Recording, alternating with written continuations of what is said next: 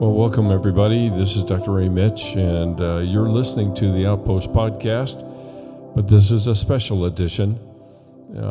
I really don't have a script to follow for this particular one. This series is going to be called The Importance of Lament, and I find myself right in the middle of it, and that's what I suppose might make it unique in the sense that I am inviting my listeners to follow with me as I go through lament. And we have some strange stereotypes, I think, in our mind. When you hear that word, certainly the whole idea of lament brings with it something more official than it is. And we think also of kind of the gnashing of teeth and wailing and weeping and everything else. And I want to try to set that stereotype to rest with this series. I don't really know how long it'll go. I am, like I said, in the midst of it, and I thought, what better way to invite people in spite of the fact that it seems like our culture kind of has a voyeuristic tendency to it, that we like to look in on each other's lives. And on this, I'm willing to be looked in on, I suppose. I'm not really going to be doing it the right way. There is a no right way, and no matter what I have to say or how I say it, it is not meant to be prescriptive for anybody else.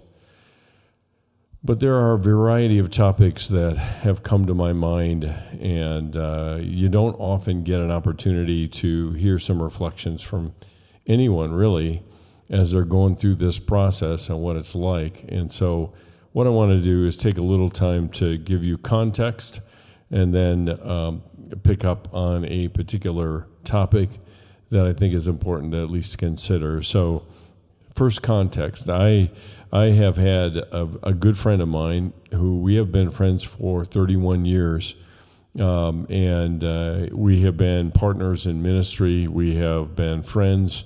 We have been colleagues. He had taught at Seattle Pacific University for 32 years, I believe. I think it was 32. And so I met him in what would at least be considered a chance meeting in a shuttle here in Colorado itself. At that time, I was living in Illinois, and Ed was living in Washington State in Seattle, and he was doing or leading a men's ministry called the Masters Men.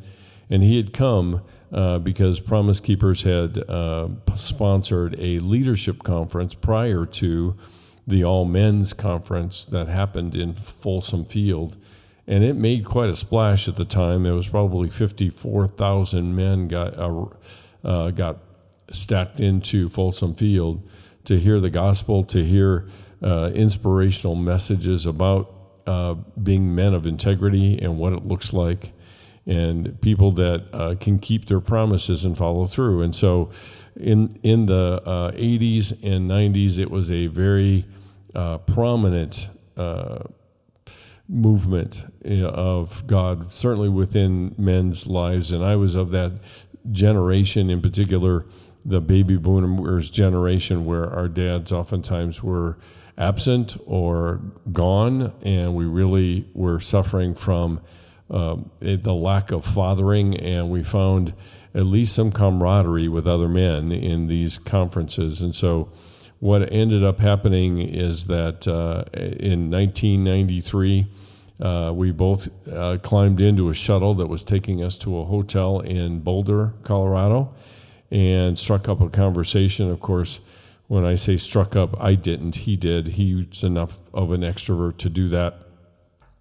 And I realized that he was the leader of a ministry that my pastor back in Illinois said, you might want to see if you can look this guy up. And here we are talking.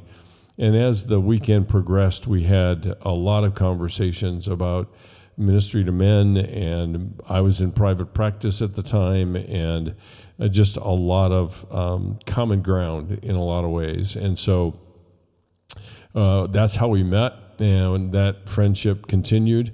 He invited me on a cross-country trip with him from where we were at the time, which was in Indiana, and he stopped in with a box van, and I climbed in, and we drove from northwest Indiana right by Chicago all the way to Seattle, Washington, in the northern route. I think that's 90. That crosses a number of states, including Minnesota and South Dakota and Idaho and Montana and et cetera. And we had quite the conversations. He was very much used Oswald Chambers' devotional called My Utmost for His Highest, and we would read that each morning and talk, and that was really the launch point, I think, for our friendship. And it continued. It actually continued over the next 30 years, from him inviting me to be a chairman of the board of his ministry there in Seattle, and I served that role until the ministry finally closed its doors. And he would come to Colorado after I moved here, and we would spend time on the weekend talking about life and praying and just time together, enjoying the company and also just the conversation as well. I would go to Seattle, and we'd often hang out at his house because it was kind of a sat in a park that was right on the edge of Puget Sound, and we would talk and walk, and it was my first introduction to Starbucks, believe it or not.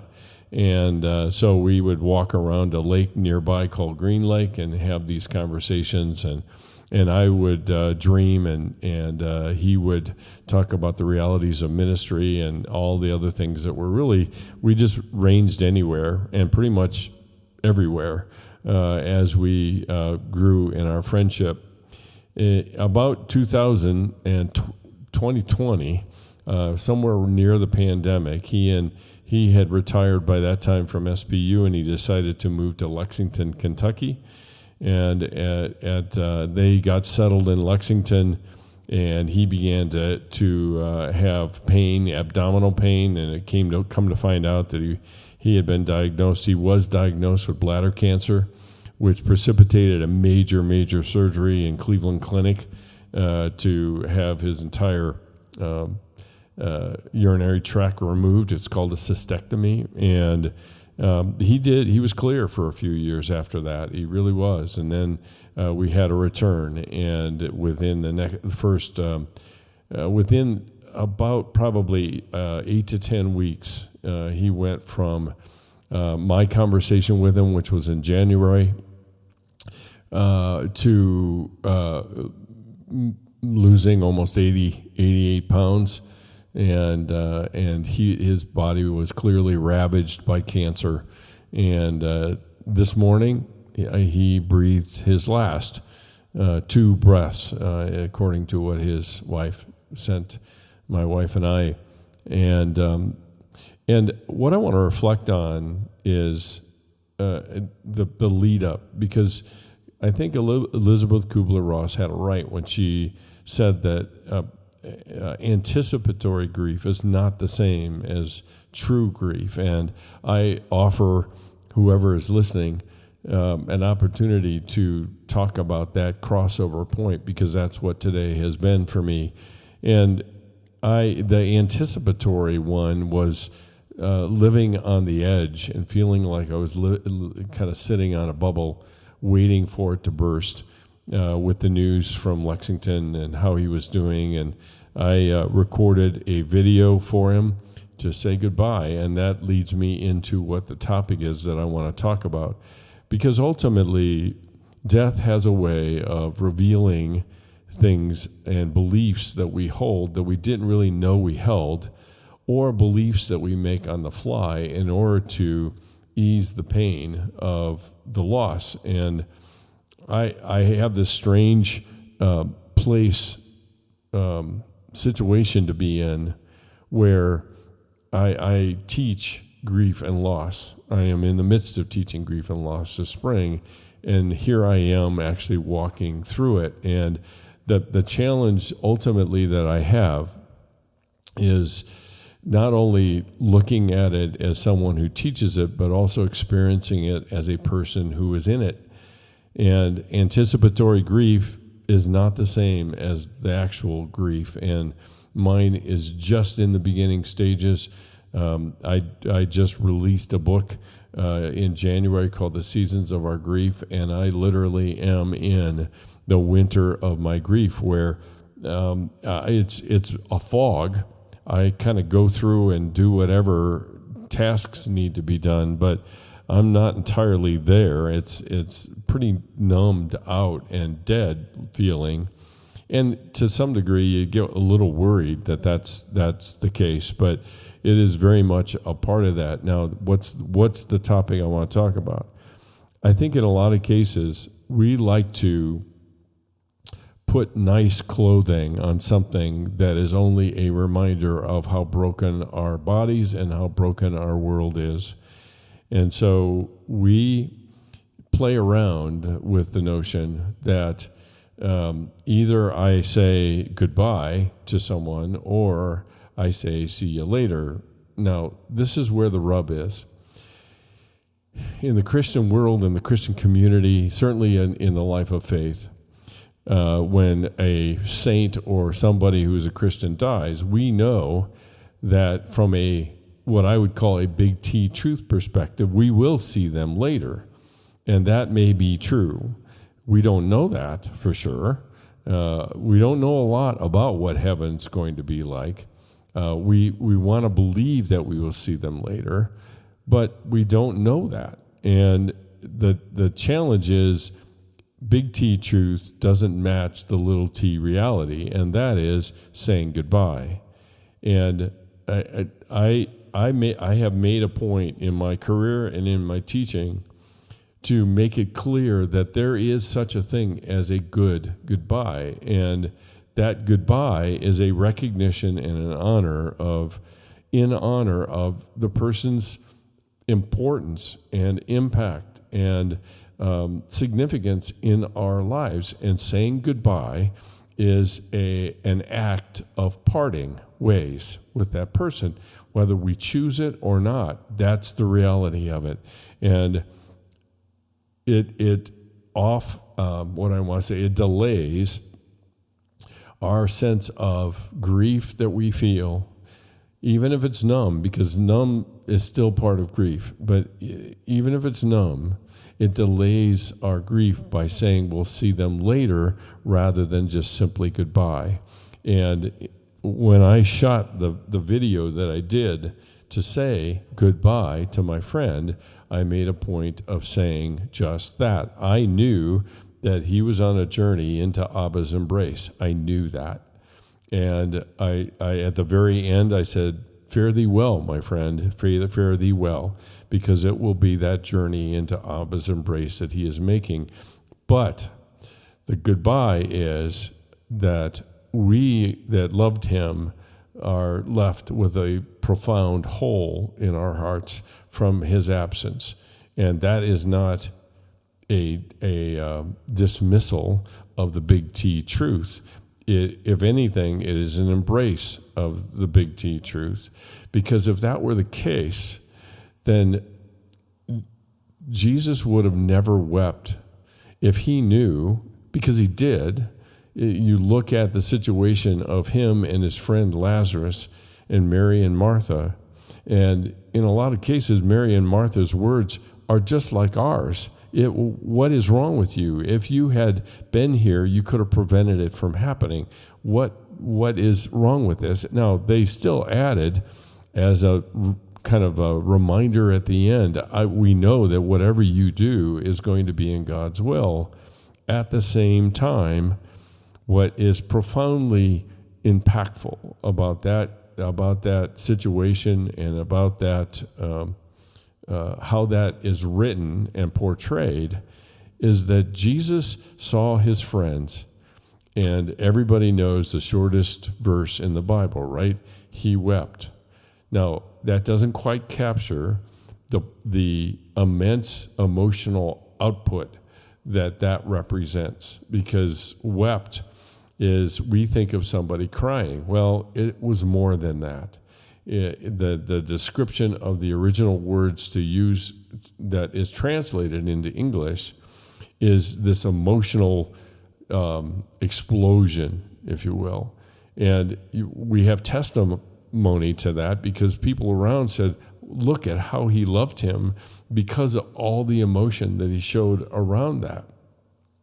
So our job isn't to soften the blow. I think our job, in some respects, if you want to call it that, in the landscape of our own grief and our own sense of loss and mourning, is to lean into that and how it feels to us and validate that feeling. And goodbye, the recognition of parting, not a softening of that recognition, but a recognition of parting, is honoring and validating where we are in the absence of that person. And that's what it is. It really is the absence. Because ultimately, one of the biggest challenges, and I suspect I'll probably see it even when I go for the memorial service for him, is I won't be listening, but I'm sure that will happen many times over, when people have their emotions and tears, and tears will flow. And how many people will say, I'm sorry? And what are they sorry for? For making other people uncomfortable? Versus the validation and the honoring of the love that they had for the friend that they have lost, or the husband that they've lost, or the dad that they have lost. And all the people that Ed touched in his life of ministry and teaching and relationships and all of that. And that needs to have its due. And quite honestly, I think saying goodbye is an honor to the due that it is that's needed, rather than see you later, which is an informal way of saying, well, I know I'll see you later, so maybe this isn't going to be so bad. No, this is going to be terrible. And in my first book of grief, in Grieving the Loss of Someone You Love, what you see is a lot of people write that loss, grief, is like a burn wound, but a psychological burn wound, that it takes a while to recover, and it leaves a scar. And it leaves a scar as an indication of the loss that has occurred. And we get so busy at trying to control and contain the pain, and that it takes over our willingness to live in the reality of what we feel in losing somebody that we love dearly. And in the movie Shadowlands, Joy knows she's going to die, and she says so to C.S. Lewis, and it's played by Anthony Hopkins. And he says, I'll manage somehow. And she said, no, it can be better than that. But she also reminded him that the pain now, the happiness now, is part of the pain then. And by the time the movie is over, and C.S. Lewis, Anthony Hopkins concludes, and he says, I have been given a choice twice in my life, once as a boy and once as a man, in terms of love. And the boy chose safety, but the man chooses suffering. And that is an act of trust. It is an act of love, and it needs to have its due, even if it's going to make people around us uncomfortable. And I can tell you that is going to happen. The more stories I tell, the more tears will probably well up in my eyes. I'm not going to apologize for my tears. I refuse, because the fierce love that I shared with my friend is not to be apologized for. It was the kind of friendship and love that I have never experienced in my life outside of my marriage, even, and of a male friend. And he taught me so much in that I now have the opportunity to pass on, whether it's in a podcast like this or whether it's in my teaching or whatever it might be. But one of the things that we have is we don't have models, and I sure as heck am not trying to be anybody's model. But at the same time, I think it's worth our effort, and even worth my effort, as hard as it might be, to talk about it, to bring it to the surface, to bring it out for people to, and even if they argue with it, that's fine. I'm nobody's psychologist here. The reality is we're human, and we all are struggling to deal with our humanity. And this is the one thing about death, is that it is a punctuation point at the end of a sentence that we can't get around. It prompts us to start a new chapter, and we don't really want to start that chapter. And I am the first to understand that, and I get it. Part of the reason that I'm doing this only as audio is so you simply pay attention to what I have to say and not the context in which I'm sitting or anything else like that. So that's something worth considering, at least when it comes to grief and grieving and mourning. My anticipatory grief was always feeling a little breathless, and now here I sit with a resolved kind of settledness about that I know where he is, but I also need to find a way to validate where I am. And maybe this is just my own means of catharsis, is to talk it out this way with in this context. And again, it's just to not only benefit the people that might be listening to it, but also just be an encouragement to talk to people as well. And that's I will be doing that as well throughout the days to come. This first day has been a very quiet day. I have been very internal. I have turned inward. I am still considering and gathering my thoughts and everything else. And that's my style. That's just how I do things. You don't have to. You may be a very verbal processor, and that's okay. There are one tendency is not better than another. It just is really how we're geared. And I'm the last thing I want to do is spend any time looking at why, because the why doesn't matter at this point. It's, can I validate the experience as I know it, as I am, and and carry that into the presence of God himself. And I know for a fact that we have the kind of God, whether you know him or not. I don't know who's listening to this or if anybody's listening to this, but I know that I have the kind of God that is unique in the pantheon of gods that are available for people to think about, talk about, pray to, whatever. And that is that the God that I know, the Abba that I know, took on my form just to be able to experience my kind of loss.